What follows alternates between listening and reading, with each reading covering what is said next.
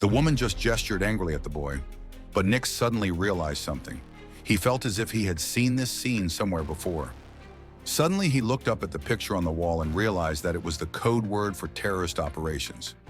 Nick immediately understood everything and then rushed to the bathroom, only to find that the police officer inside had fallen to the ground, and the woman had long since disappeared. Watching the other side anxiously take the elevator to flee the scene, Nick remembered that the woman seemed to be holding a disguised time bomb in her hands when going through the security check, and the boy was holding the toy in his hand at the moment.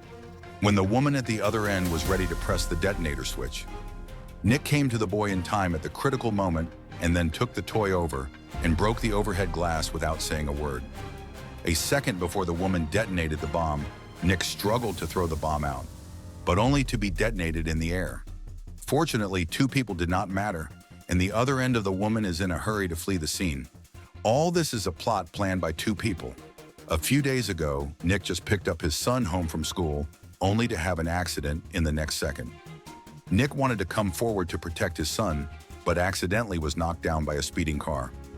So he woke up again to find his family has died. That Nick felt very desperate. In order to investigate the truth behind the incident, Nick followed the police to the police station. He repeatedly observed the original incident through monitoring and successfully found the face of the terrorist in the picture. He hopes the police can get justice for himself. But a few days later, Nick received a disappointing news. Since the other side is the leader of the rebels, and the only reason for planning this operation is to defend the territory. For the sake of friendship between the two countries, they can't just help Nick revenge and affect the relationship between the two sides.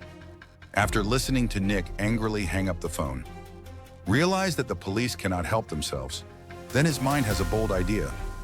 That is to use their own means to revenge.